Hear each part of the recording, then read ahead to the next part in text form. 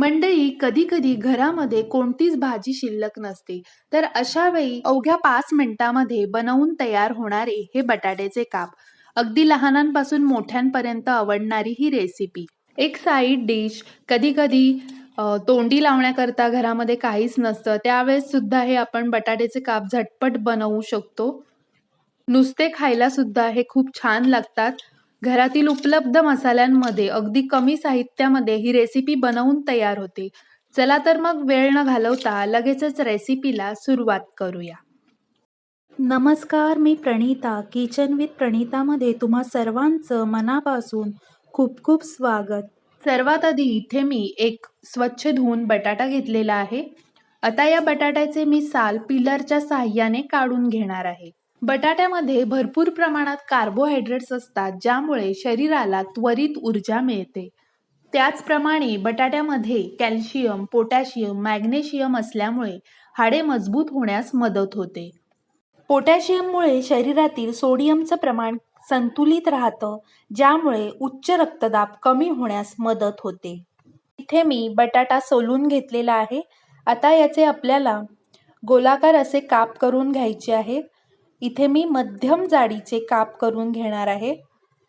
आता हे काप काळे पडू नयेत याकरिता हे काप आपल्याला पाण्यामध्ये ठेवायचे आहेत. इथे मी मध्यम जाडीचे काप करून घेतलेले आहेत. आता आपण मसाला बनवून घेऊया. त्याकरिता इथे मी अर्धा चमचा हळद, पाव चमचा घरगुती लाल तिखट, अर्धा चमचा गरम मसाला, चवीप्रमाणे मीठ. आता हे सर्व आपल्याला व्यवस्थित मिसळून घ्यायचं आहे. इथे तुम्ही मसाले तुमच्या आवडीनुसार कमी अधिक करू शकता.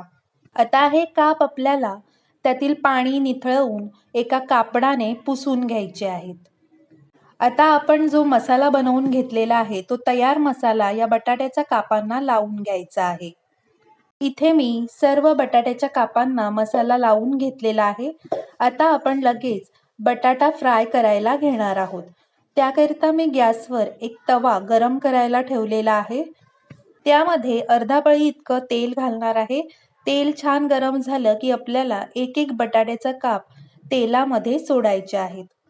आता इथे मी तेल सगळीकडे पसरवून घेणार आहे. हे बटाट्याचे काप फ्राय करण्याकरता जास्त काही वेळ लागत नाही. आता हे बटाट्याचे काप एका बाजूने छान असे फ्राय झाले की आपण एखादा चमचा घेणार आहोत आणि चमच्याच्या साहाय्याने या बटाट्याच्या कापा उलटवून दुसऱ्या बाजूने सुद्धा छान अशा शिजवून घ्यायच्या आहेत. साधारण 1 ते 2 मिनिटांनंतर आपण ह्या बटाट्याच्या कापा उलटवून घेतोय. इथे मी गॅसची आच मध्यम ठेवलेली आहे. आता दुसऱ्या बाजूने सुद्धा 1 ते 2 मिनिटं आपण ह्या कापा छान अशा फ्राय करून घेणार आहोत. इथे आपल्या बटाट्याच्या कापा बनवून तयार आहेत. तुम्ही सुद्धा नक्की ट्राय करून पहा. हे काप वरण भातासोबत किंवा चपाती भाकरीसोबत सुद्धा खूप छान लागतात. त्याचप्रमाणे नुसते खायला देखील खूप छान लागतात. तुम्हाला माझी आजची रेसिपी कशी वाटली? थोडी तरी आवडली असेल तर प्लीज एक लाईक करा. किचन विथ प्रणीताला सबस्क्राईब केलं नसेल तर पटकन सबस्क्राईब करा. चला तर मग पुन्हा भेटूया अशाच सोप्या आणि झटपट रेसिपीमध्ये. धन्यवाद.